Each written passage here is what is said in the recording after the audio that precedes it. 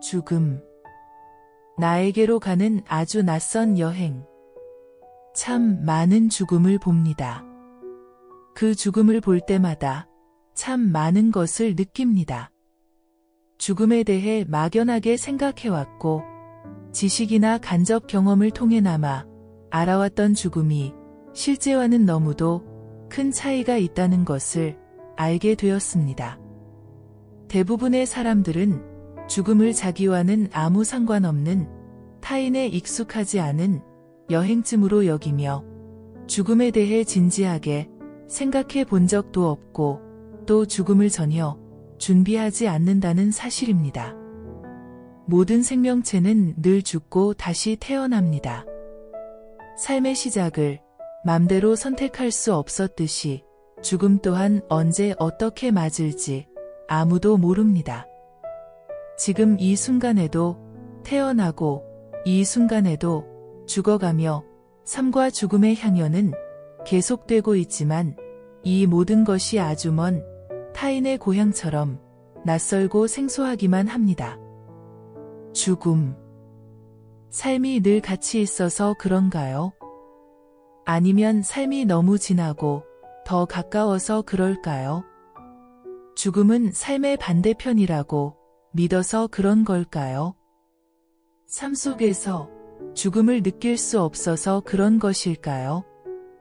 그래서 죽음은 나와는 아무런 상관이 없어 보이기까지 합니다. 아니, 절대로 죽지 않을 것처럼 살아가고 있는 건 아닌지도 모르겠습니다. 죽음을 매일 보고 매일 겪으면서도 말입니다. 죽음은 삶의 반대편이 아니라 삶의 동반자라는데, 삶이 있다는 것은 죽음과 함께 동반해야 한다는 것이고, 살아간다는 것은 죽음을 향해 다가가는 것이라는데, 그게 실감이 안 나는 것은 무엇 때문일까요? 사람이 자신의 운명을 알 수는 없습니다. 언제 어떻게 죽을지 아는 사람 역시 아무도 없습니다. 1분 후가 될지, 1년 후가 될지, 늙어서 죽게 될지, 그 누구도 자신의 죽음을 예견하지 못합니다. 그 누구도 알지 못하기에 생각하고 싶지 않은 것이고, 두렵고 피하고 싶어서 무작정 외면하는 것은 아닐까요? 그러면서 자기는 절대로 죽지 않을 것처럼 살아가는 게 우리의 모습입니다.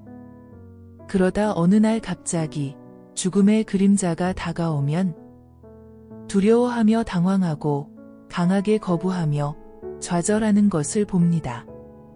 정말 애처롭고 가슴 아파 지켜볼 수가 없을 지경입니다.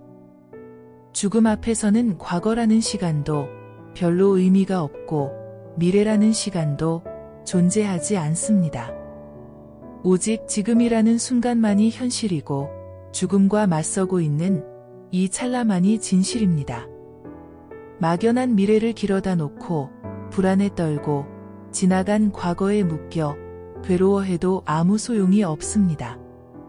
인간이 이성적인 동물이라 자화자찬하며 스스로 만물의 영장이라 우쭐대지만 지금이라는 귀중한 삶의 순간을 늘 허비하며 과거에 매이고 미래에 휘둘려 살아가는 유일한 동물이라는 사실에 불편함을 느낍니다.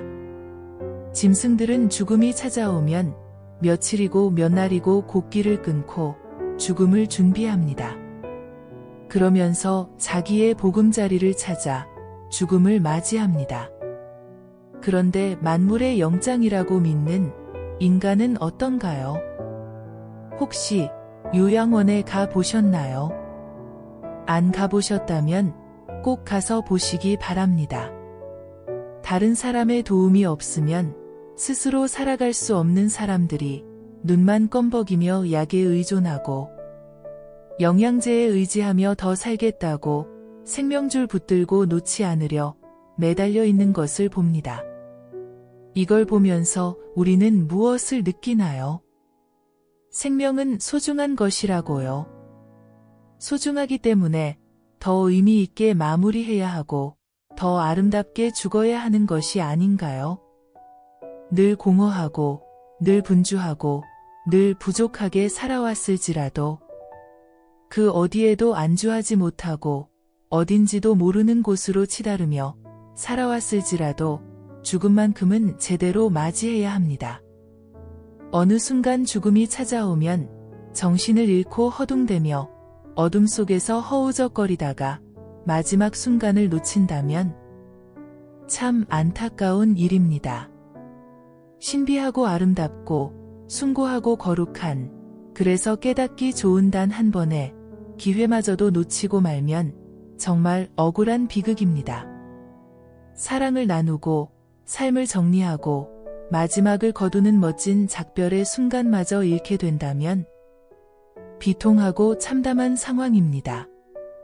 시작이 슬픔이 아니었듯이 마지막도 슬픔이 되어서는 안 됩니다. 출생이 괴로움의 시작이 아니었듯이 죽음이 괴로움의 마무리가 되면 안 됩니다. 올 때 축복받으며 왔듯이 갈 때 축복받으며 가야 합니다. 탄생이 축제의 시작이었듯이 나에게로 돌아가는 아주 낯선 여행, 이 죽음도 축제의 마무리가 되어야만 합니다. 축제는 시작보다 마무리가 더 화려하고 아름다워야 합니다. 나에게로 돌아가는 아주 낯선 여행이 외롭지 않고 무섭지 말라고 죽음이라는 경건한 축제가 열리는 이유입니다. 슬퍼하고 아쉬워하며 후회하고 허둥대다 그만 놓치고 말면 너무 아까운 실수가 되기 때문입니다. 네, 그럴 줄 알았어 하며 후회해도 소용없습니다.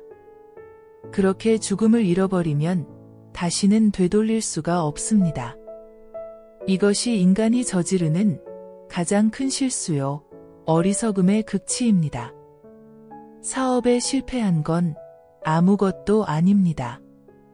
사랑을 빼앗긴 건 큰 것이 아닙니다. 큰 병에 걸려 신음하더라도 별로 대수로운 것이 아닙니다. 죽음만이라도 깨어서 맞이하고 아름다운 이별이 될 수 있다면 그럼 괜찮은 삶을 산 것이고 제대로 죽음을 통과한 것입니다. 죽음은 어디로 떠나야 할지 결정할 중요한 순간입니다. 어떻게 떠나야 할지 결정짓는 단 한 번의 기회입니다. 기절해서 쓰러지면 어디로 휩쓸려 갈지 자신도 모릅니다. 유서라는 나에게 쓰는 편지. 유서를 쓴다는 것은 삶 속에서 삶에 젖어 삶을 철저히 초월하자는 것입니다. 그러면 삶은 굴레가 아니라 삶 자체가 존재의 근원이고, 삶은 시공을 넘나드는 자유이고 삶으로서 비상하는 초월입니다. 그래서 삶은 바로 신성입니다. 신성한 삶이 있기에 죽음마저 새로운 탄생이고 죽음은 영원한 생명이며 죽음이 바로 경이로운 시작이라는 사실을 깨닫게 하는 성찰입니다. 탄생이 소중하기에 죽음 또한 소중합니다. 소중한 죽음이기에 죽음도 미리 준비를 해야 합니다.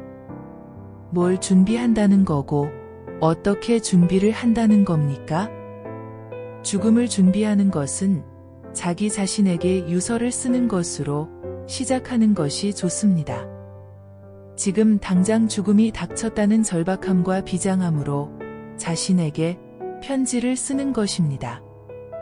살아온 날들을 뒤돌아보며 삶을 마무리하듯 절박하고 비장한 각오로 쓰고 한없는 눈물로 온 밤을 다 적시도록 피와 눈물로 써내려가고, 외로울 때나 슬플 때나 기쁠 때나 행복할 때도 자신과 마주하고 자기 자신에게 편지를 쓰듯 유서를 써야 합니다. 유서를 써라. 미루지 마라. 지금 당장 써야 한다. 내가 무엇인지 몰라도 좋고 어디로 가야 하는지 몰라도 괜찮다. 유서가 바로 죽음으로부터 나를 자유하고 비상하고 초월하도록 만들어 줄 것이다. 삶과 죽음이 하나라는 사실을 깨닫는 날까지 계속해서 유서를 써라. 그러면 삶과 죽음으로부터 자유하리라. 비상하리라. 초월하리라. 이것이 나에게 보내는 편지, 바로 유서입니다. 유서를 쓴다는 것은 지금 이 순간을 가장 승고하게 만드는 의식이고 생사를 초월한 거룩한 평화이고 죽음마저도 새로운 시작으로 승화하는 자유이고 삶이 가장 아름다운 율려의 노래라는 사실을 깨닫게 하는 기도입니다. 유서를 쓴다는 것은 죽음을 통해 거듭나기 위한 숭고한 의식이자 거룩한 신성입니다. 벌써 몇 년의 세월이 흘렀습니다. 친구의 아내한테 전화가 왔습니다. 친구가 큰 병이 들어 병원에 입원을 했다는 것입니다. 수술실 앞에서 하루 종일 가족들과 함께 기다렸습니다. 다음 날 다시 찾았을 때는 말을 하고 걷기 시작했습니다. 정신없이 바쁘게만 살다가 어느 날 갑자기 병원에 끌려와 몸을 가르고 장기를 잘라냈습니다. 아무 정신이 없었다고 합니다. 충격도 크고 많이 놀랐다고 했습니다. 그렇습니다. 우리는 병에 걸리면 아직 해야 할 일이 많은데 재수없게 이런 무서운 병에 걸리다니 하면서 좌절하고 슬퍼하고 후회하면서 목숨을 구걸하고 원망하며 충격을 받아 몸져 눕기도 하고 엄청난 스트레스를 받으며 두려움에 떨기도 합니다. 심지어는 돈은 얼마든지 보상하겠으니 무슨 수를 써서라도 무슨 약을 써서라도 병만 고쳐달라고 애걸복걸하는 사람도 있습니다. 병이란 하늘이 인간에게 내리는 채찍이라는 사실을 이해해야 합니다. 잘못된 길로 가기 때문에 미리 경고를 하는 것입니다. 부모가 자식이 잘못된 길로 가면 타이르고 어르지만 그래도 안 되겠다 싶으면 매를 가할 수밖에 없습니다. 그런데 못된 자식은 매를 맞으면 부모를 야속하다 하고 더 반항하려 하고 심지어는 부모한테 폭력을 휘두르기도 합니다. 그러면 발전이 없습니다. 매를 맞으며 철저히 눈물을 흘리고 반성하고 아파해야 합니다. 그런데 어린아이도 아닌 성인이라는 사람들이 하늘이 주는 매를 거부하며 반항하고 도망치려 합니다.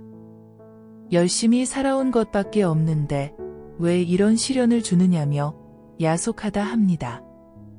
병이라는 사랑의 매를 맞았으면 철저히 자신을 돌아봐야 합니다. 이것이 진정한 자기에 대한 사랑이고 생명에 대한 경외이고 삶에 대한 성찰입니다. 보통은 그렇습니다. 암이라고 선고를 받으면 죽음의 공포와 고통의 두려움으로 희망을 잃고 나약한 마음에 스스로 무너집니다. 병이란 내 삶에 대한 충고이자 경고에 불과합니다.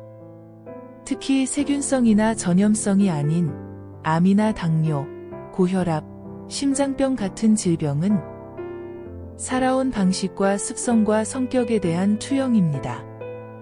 이러한 자신의 삶을 되돌아보며 처절한 성찰을 하지 않고 돈으로, 약으로, 수술로 또는 의사에게만 의지해서는 쉽게 병을 이겨내기 어렵습니다.